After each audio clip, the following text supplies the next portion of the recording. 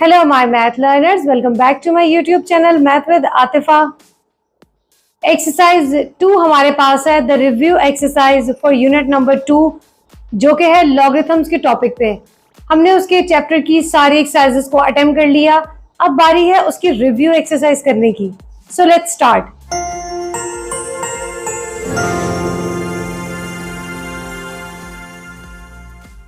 Review exercise में first question हमारे पास है द ट्रू फॉल्स। आपको ये बताना है which one is the true which one is the false. अब फर्स्ट आपके पास आ रही है, मैंने थोड़ी स्टेटमेंट्स को शॉर्ट किया है। अगर आप बुक में देखेंगे तो थोड़ी लॉन्ग स्टेटमेंट्स लिखी हुई हैं, बट उनका मीनिंग यही है जो मैंने यहाँ पर लिखा है। 0.025 की साइंटिफिक नोटेशन उन्होंने हमें दी है 2.5 multiply by 10 raised to power 3, the positive 3। तो आपको यहीं से इंडिकेशन हो जाएगी कि हमारे पास जीरोस पीछे की तरफ है, इसका मतलब हमारी पावर नेगेटिव आनी थी। तो हमें क्या दिया हुआ है, पावर पॉजिटिव। अभी तो हम ये देख नहीं ना रहे कि पावर है क्या, 3, 4, 2, 1 क्या आनी थी हमारे पास। The main thing is power negative आनी थी क्योंकि हमारे पास जीरोस वैल्यू के पीछे हैं। सो ऑटोमेटिकली आपके पास ये चला गया फॉल्स में। बट इसका करेक्ट हमारे पास साइंटिफिक नोटेशन क्या आएगी? करेक्ट आपके पास आएगी, हमारे पास यहाँ पर 2 जीरोस है तो ये multiply by 10 raised to power -2 और फर्स्ट वैल्यू के बाद आपने डेसिमल लगाना है। So this is 2.5 multiply by 10 raised to power -2। After that आपके पास है logarithm was invented by Al Biruni. No, आपके पास था कि ये अल-ख्वारिज़मी ने फाइंड आउट किए हैं। उसके बाद the integral part is characteristic. हमने कहा था जो फ्रैक्शनल पार्ट है वो है मेंटिसा और इंटीग्रल पार्ट आपके पास कैरेक्टरिस्टिक है। So this is the correct one. Next they are saying mantissa is a negative in logarithms. Mantissa वो पार्ट है जो आपके पास डेसिमल के बाद का है। फॉर एग्जांपल 4.5673, तो डेसिमल के बाद का पार्ट हमारे पास आ रहा है मेंटिसा। मेंटिसा हमारे पास कभी भी नेगेटिव नहीं हो सकता। इसी पॉइंट को और तरीके से भी पूछ सकते हैं, the mantissa is always a positive number. So yes, mantissa is always a positive number. Decimal के बाद का पार्ट हमारा नेगेटिव अगर हो जाए तो हम उसको शो कैसे करेंगे? सो दिस इज ओनली सिचुएशन कि ये आपके पास पॉजिटिव ही होगा। हाँ, कैरेक्टरिस्टिक पॉजिटिव और नेगेटिव दोनों हो सकते हैं। कैरेक्टरिस्टिक अगर आपके पास पॉजिटिव है तो 4 लिखा जाएगा, नेगेटिव है तो हम उसको लिखेंगे द 4 बार। तो ये तो हो गया कैरेक्टरिस्टिक और मेंटिसा की बात। लास्ट हमारे पास ट्रू फॉल्स है, लॉग विद द बेस से x is equals to y। So ये उसकी लिखी हुई है एक्सपोनेंशियल फॉर्म। ये आपको जो इंडिकेट कर रहा है कि this is the next step. Next उन्होंने क्या स्टेप किया है, उन्होंने बनाई है इसकी एक्सपोनेंशियल फॉर्म, क्योंकि लॉग वर्ड यहां से खत्म हो गया। तो एक्सपोनेंशियल फॉर्म के लिए हमारे पास होता है base will be a base. So ये बेस है, जो सामने इक्वल की राइट साइड पे है वो आ गया उसकी पावर में, और जो लॉग के साथ था वो चला गया इक्वल की राइट हैंड साइड पे। सो this is the correct one. इसकी एक्सपोनेंशियल फॉर्म बिल्कुल ठीक है। ये थे इसके 5 हमारे पास ट्रू फॉल्स। अब करते हैं इसकी filling the blanks. In question number 2 हमारे पास क्या आ रहा है, हमने फिलिंग द ब्लैंक्स करनी है, ब्लैंक्स को फिल करना है जो भी उन्होंने हमसे क्वेश्चन पूछा होगा। पार्ट नंबर 1 में they are saying logarithm having the base 10 is, मतलब कि उसका नाम क्या है। Again I am telling you कि मैंने ये स्टेटमेंट्स को थोड़ा शॉर्ट किया है, बट इनका मीनिंग वही है जो आपके पास यहाँ कन्वे हो रहा है। हमारे पास पूछ रहे हैं लॉगरिथम जो आपके पास बेस 10 के साथ है उसका नाम क्या है, तो उसका नाम हमारे पास है द कॉमन लॉगरिथम्स। सेकंड में log of 1, this is very easy. आप अपने कैलकुलेटर पे log 1 को पुट करेंगे, यानी कि log का बटन प्रेस करें, देन 1 का बटन प्रेस करें और इक्वल का प्रेस करें, तो आपके पास क्या आंसर आएगा? आई एम श्योर आपके पास आने वाला है 0 answer. Clear? The fractional part in logarithm is, fractional part अब उन्होंने यहाँ पे ना थोड़ा सा चेंज कर दिया। जब भी आप किसी फ्रैक्शन में जाएंगे तो आपको हमेशा वहां से एक डेसिमल का आंसर मिलेगा। तो हमारे पास फ्रैक्शनल पार्ट हमें क्या कह रहे हैं कि ये हमारे पास है द मेंटिसा। अभी जो हमने प्रीवियसली पढ़ा तो उन्होंने कहा the integral part is characteristic, इससे पहले जो अभी हमने क्वेश्चन किया था। तो उसके बाद हमारे पास आता है the decimal part is mantissa.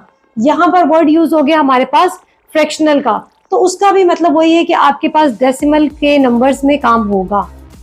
Next they are saying log with the base 2 512 is equals to what. So हमने यहाँ पर इसका आंसर लिखना है कि log with the base 2 512, तो यहाँ से क्या आएगा, इसका आपके पास सोल्यूशन है। हम इसका अगर सोल्यूशन करें तो हमारे पास क्या आता है, हम लेट करें log with the base 2 512 is equals to आ गया आपके पास x, हमने लेट कर लिया। जब x के इक्वल लेट किया तो उसके बाद हम इसके लिखेंगे exponential form. So exponential form आपके पास क्या आ रही है, 2 रेज टू पावर x, जो बेस है वो बेस रहेगी, जो वैल्यू थी वो उसकी पावर में आ गई, और 512 जो लॉगरिथम के साथ था वो आ गया राइट हैंड साइड पे। अब हमें इसको सॉल्व करना है, आपको ये फाइंड आउट करना है, क्योंकि हमारा वेरिएबल चला गया पावर में, इसका मतलब यहाँ नीचे 2 है तो हमें यहाँ 512 के भी ऐसे फैक्टर्स बनाने हैं जो सिर्फ 2 नंबर के साथ हो, तब हमारे पास बेसिस इक्वल आ जाएंगी, तो हम कह देंगे पावर्स भी इक्वल है। सो 512 के अगर हम फैक्टर्स बनाते हैं in the form of 2, so 2 to the 4 आपके पास आ जाएगा 11 बन जाएगा, 2 5 the 10 and 2 6 the 12, 2 1 the 2, 2 2 the 4, 2 8 the 16, 2 6 the 12, 2 4 the 8, 2 3 the 6, 2 2 the 4, 2 1 the 2 6 और ये 2 8 the 16, 2 4 the 8, 2 2 the 4 and 2 1. So 1 2 3 4 5 6 7 8 9 हमारे पास आ गया 2 raised to power 9, जो कि आपके पास इक्वल आ रहा है 512 के। 512 के जब हमने फैक्टर्स बनाए तो हमारे पास आ गया 2 raised to power 9। तो आपके पास अब क्या सिचुएशन बनेगी, 2 raised to power 9 आ गया 2 raised to power x के इक्वल, 2 and 2 आपस में इक्वल है, when the bases are equal with the equal sign, तो हम कह देंगे उनकी पावर्स भी इक्वल थी। तो हमारे पास x किसके इक्वल आ गया, 9 के। सो यहाँ से आपके पास आंसर आ गया इसका 9। आई होप यू अंडरस्टैंड कि हमने जिस तरीके से प्रीवियस एक्सरसाइज में क्वेश्चन किए थे, बिल्कुल उसी प्रोसेस के साथ, उसी प्रोसीजर के साथ हमने इस क्वेश्चन को सॉल्व किया है। उसमें भी हम यही करते थे, जब आपके पास वेरिएबल जो था वो पावर में चला जाता है तो हम उसकी वैल्यूज को इक्वल कर देते थे, बेसिस को इक्वल ले आते थे, तो हमारी पावर्स भी आपस में इक्वल हो जाती थी। हमारे पास यहाँ पर 2 लॉ है कि अगर तो आपके पास बेसिस इक्वल है मल्टीप्लिकेशन के साइन के साथ तो आप उनकी पावर्स को ऐड कर देंगे, बट अगर बेसिस इक्वल है और उनके दरमियान में है इक्वल साइन, इट मींस आप उनकी बेसिस इक्वल है तो उनकी पावर्स भी आपस में इक्वल होंगी। ये यहां तक बात हो गई। अब हमारे पास नेक्स्ट है कि हमने यहाँ पर इसकी वैल्यू लिखनी है कि क्या यहां से बन रहा है। हमारे पास क्या पार्ट आ रहा है, part number 5, log with the base a m multiply by log with the base m and n। अब ये क्या हो गया, अगर हमारे पास प्रोडक्ट का जब भी आता है तो उनकी दोनों की बेसिस सेम होती है, लेकिन यहाँ पर हमारी बेस a है और यहाँ पर बेस m है, दोनों बेसिस सेम नहीं है, तो आपके पास जहां बेसिस सेम नहीं होती उसका सिर्फ आपके पास है law number 4।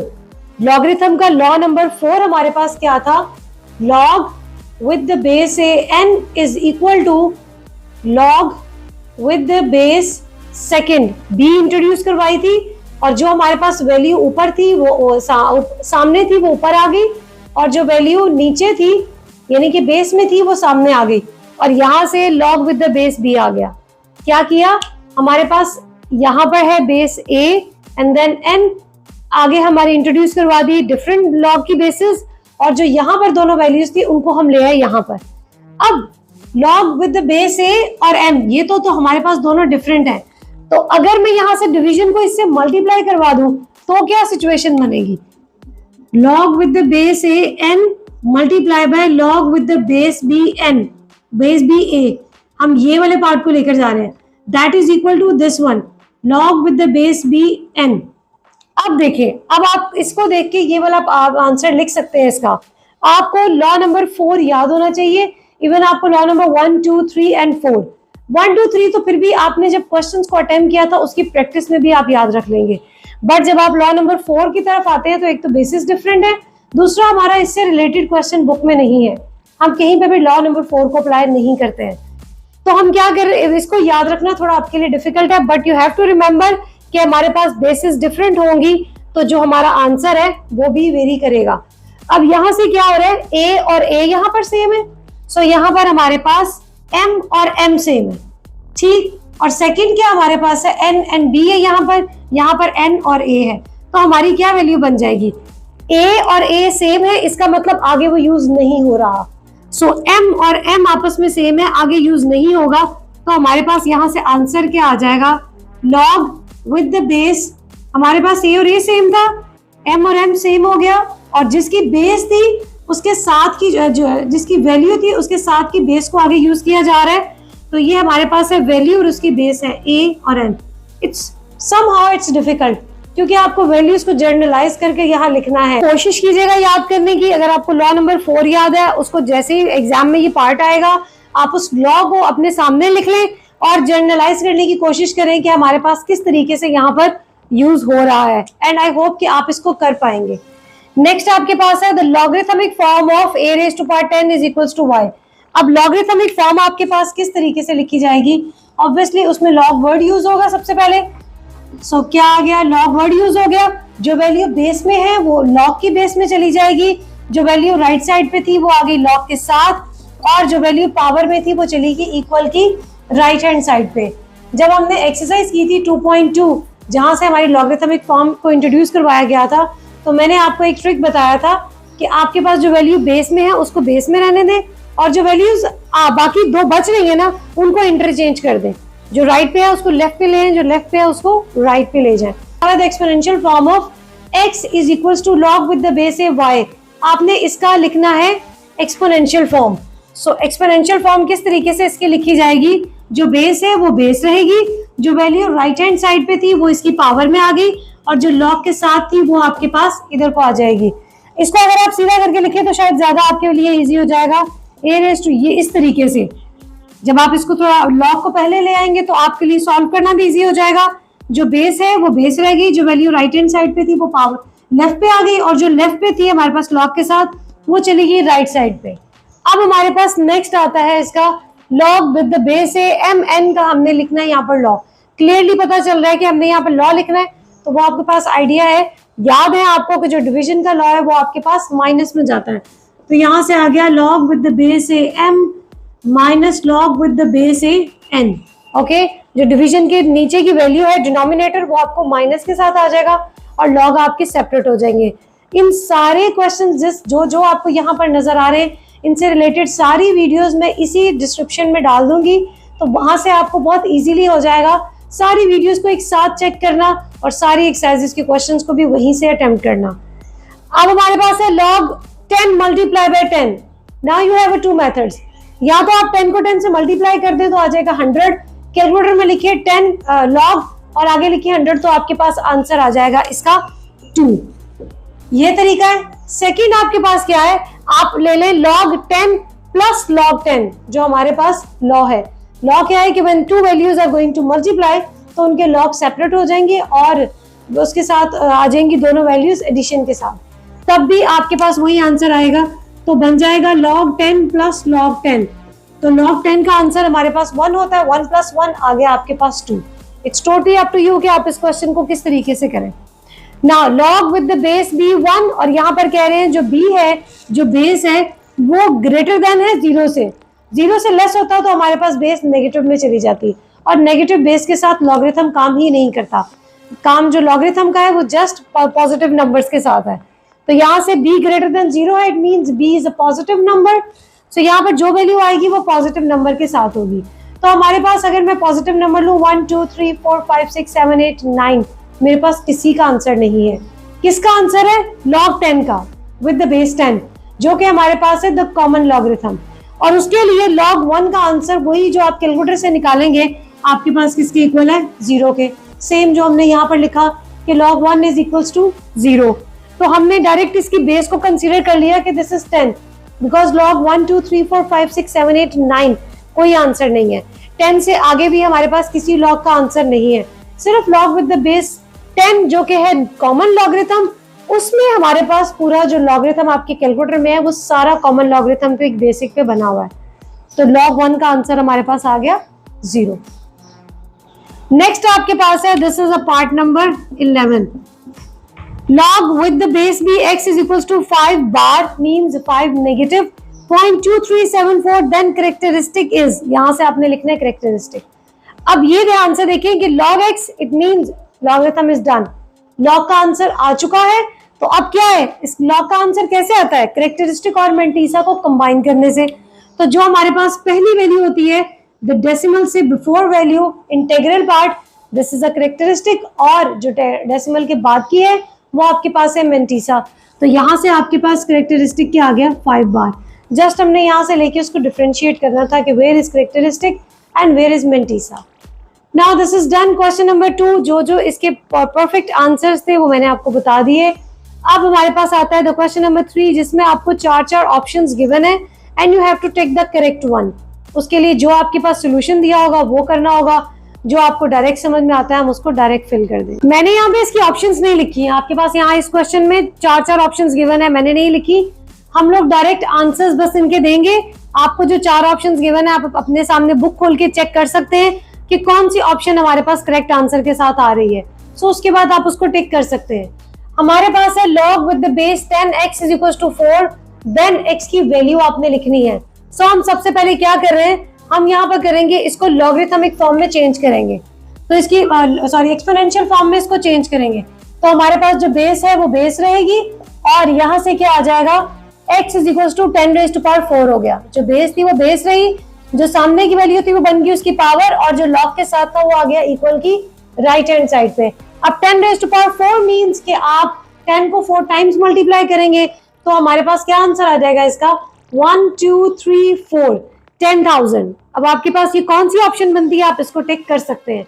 The characteristic of logarithm 54.58. वो पूछ रहे हैं कि लॉग में इसके कैरेक्टरिस्टिक क्या हैं. सो आपके पास यहाँ पर कितनी नंबर ऑफ वैल्यूज हैं, 2 डेसिमल से पहले. सो उसमें से 1 हमने सब्ट्रैक्ट कर दिया तो हमारे पास आंसर आ गया 1. लॉग में कैरेक्टरिस्टिक में हम 1 माइनस करते हैं और एंटी लॉग में हम कैरेक्टरिस्टिक में 1 ऐड करते हैं. बट अगर वो नेगेटिव में गिवन है एंटी लॉग में तो हम उसे कुछ नहीं करेंगे, एज इट इज डेसिमल से पहले वाले पार्ट को लिख देंगे जैसे कि हमने प्रीवियसली अभी सॉल्व किया है. Base of common logarithm is 10. ये तो भाई आपने प्रीवियसली अभी सॉल्व किया, तब भी आपको आ जाना चाहिए. Log x y and z 3 values है गोइंग टू मल्टीप्लाई, तो लॉग में क्या आ जाएगा, x plus log of y plus log of z. Now you can check कि आपकी कौन सी ऑप्शन जो है वो इस पे बेस्ट फिट हो रही है. साइंटिफिक नोटेशन ऑफ दिस, इसकी साइंटिफिक नोटेशन पूछ रहे हैं. हमारे पास बैक पे कितने जीरोस हैं, 3, तो ये आपके पास आ गया multiply by 10 raise to power -3. और वैल्यू में फर्स्ट वैल्यू के बाद हमारे पास आ जाएगा डेसिमल, और ये आगे इसकी साइंटिफिक नोटेशन डायरेक्ट फॉर्म में हमने इस तरीके से फाइंड आउट की है. अगर आपको डिटेल फॉर्म इसकी चेक करनी है तो आप चैनल के लिंक में देख सकते हैं कि बहुत सारे शॉर्ट्स हैं जिसमें डिटेल फॉर्म में दिया हुआ है, और आपके पास एक्सरसाइज 2.1 है जिसमें शॉर्ट फॉर्म में भी आपको ये एक्सप्लेन किया गया है. सो दोनों चीजें आपको प्रोवाइड की हैं. शॉर्ट्स में आपके पास है लॉन्ग मेथड और वीडियो में है आपके पास शॉर्ट मेथड, ताकि आप दोनों को इजीली समझ सकें. Log x is equal to 2 है, देन x की वैल्यू आपके पास क्या आएगी. अब यहाँ से आप देख रहे हैं कि x के साथ लॉग है, इसका मतलब आप इसका लेंगे anti log.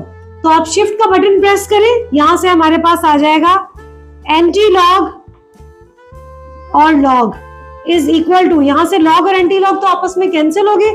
So left side पे अगर हमने एंटी लॉग लिया तो हम राइट साइड पे भी एंटी लॉग लेंगे. यहाँ से ये दोनों कैंसिल होके x का आंसर आ गया. एंटी लॉग के लिए आप अपने कैलकुलेटर में पुट करें, शिफ्ट का बटन प्रेस करें, देन लॉग का बटन प्रेस करें और फिर देखें आपके और 2 लिखे आगे, तो आपके पास यहाँ पर क्या आंसर आएगा. जो भी आएगा आप उसको लिख सकते हैं, अपनी ऑप्शन में चेक कर सकते हैं कौन सी हमारी आ रही है सही. क्लियर. नेक्स्ट हमारे पास है लॉग विद द बेस 2 साथ 8 है is equals to x, then x की वैल्यू क्या है. तो ये आपके पास है लॉगरिथमिक फॉर्म. हम लेंगे इसकी एक्सपोनेंशियल फॉर्म, तो वो बन जाएगी 2 raise to power x. Base थी, बेस रही, जो राइट साइड पे पावर में आ गया, जो लॉग के साथ था वो चला गया आगे. अभी हमने पिछले पार्ट में अपने क्वेश्चन किया 512 वाला. 512 के हमने फैक्टर्स बनाए 2 की फॉर्म में. इसी तरह हम 8, क्योंकि हमारा वेरिएबल चला गया पावर में, इसी तरह हम इस 8 के फैक्टर्स बनाएंगे 2 के फॉर्मेट में. तो 2 टू द 4, 4 टू द 8. इसका मतलब 3 टाइम्स हम 2 को मल्टीप्लाई करवाएं तो हमारे पास आ जाएगा 8. So 2 raise to power x is equal to 2 raise to power 3. Basis equal हैं तो उनकी पावर्स भी आपस में इक्वल हैं, तो यहाँ से x का आंसर आपके पास आ गया 3. नेक्स्ट दे आर सेइंग, बल्कि they are asking base of natural log is, natural log की बेस आपके पास है e. अब जो आपको ऑप्शन गिवन है आप इसे टिक कर सकते हैं. 3 raise to power 5 is equal to 243 in logarithmic form. So logarithmic form क्या होगी इसकी, आप लिखेंगे log word the basic one. जो वैल्यू बेस में है वो बेस में आ जाएगी, और जो वैल्यू राइट हैंड साइड पे है वो लॉग के साथ आ गई, और जो वैल्यू उसकी पावर में थी वो आ गई राइट हैंड साइड पे रिवर्स प्रोसेस है एक्सपोनेंशियल का, सेम इसी तरीके से हमने एक्सपोनेंशियल लिखा और हमने उसी तरीके से अपनी लॉगरिथमिक फॉर्म को लिखा। Now they are saying b is equals to 0 कि b जो है आपके पास एक not is equals to 0, b is greater than 0 कि b is a positive number और ना ही वो 1 के इक्वल है। तो आपके पास वो कह रहे हैं log with the base b, square root है आपके पास b का is equals to x है, तो x की वैल्यू क्या होगी। अब ये आपके पास है लॉगरिथमिक फॉर्म, हम इसको लेकर जाएंगे एक्सपोनेंशियल फॉर्म में। सो एक्सपोनेंशियल फॉर्म में क्या आ जाएगी, जो वैल्यू बेस में है वो बेस में रहेगी, राइट हैंड साइड पे इसकी पावर में आ गई और जो वैल्यू थी हमारे पास लॉग के साथ वो चलेगी राइट हैंड साइड पे। अगर मैं यहाँ से b के स्क्वायर रूट को खत्म करूं तो मेरे पास क्या आ जाएगा, b raise to power 1/2। Basis equal है तो उनकी पावर्स भी आपस में इक्वल होंगी। सो यहाँ से x का आंसर आ गया 1/2। This is the end of the review exercise of unit number 2। 9th class की बुक है आपके पास जिसके में लॉगरिथम से रिलेटेड हमने ये सारे पूरी एक्सरसाइजेस पहले सॉल्व की, देन हमने उसकी रिव्यू एक्सरसाइज सॉल्व की। आई होप कि आपकी सारी प्रॉब्लम्स इन सारी वीडियोस को देखने के बाद यूनिट नंबर 2 की तो खत्म हो गई होंगी, बिकॉज एक एक चीज इतनी एक्सप्लेन की है आपको कि मुझे ऐसा कोई डाउट नहीं है कि आपके पास कोई ऐसा पॉइंट रह रहा है कि जो आपको समझ में ना आए। फिर भी मेरे विजन से हटके अगर आपके पास कोई ऐसा पॉइंट है जो हमारा स्किप हो गया या जो आपको नहीं समझ में आया, उसके लिए आप कमेंट करके मुझे बता सकते हैं। And now wait for the next chapter, the chapter number 3। इसके बाद हम नेक्स्ट वीडियो में उसको डिस्कस करेंगे। नेक्स्ट वीडियो तक के लिए आपको सब्सक्राइब करना है ताकि उसका नोटिफिकेशन आपके पास आ जाए। अपने फ्रेंड्स के साथ, अपने फेलोज के साथ इस चैनल के लिंक को शेयर करें कि ये वो चैनल है जो आपको मैथमेटिक्स सिखा रहा है विदाउट एनी कि आपने ये क्यों नहीं आता तो आपको ये क्यों नहीं आता। एवरी बेसिक डिटेल आपको एक्सप्लेन की जा रही है। लाइक द वीडियो अगर आपको इससे कुछ अच्छा मिला है, कुछ मैथ समझ में आया है, and then share it with the others. Thank you.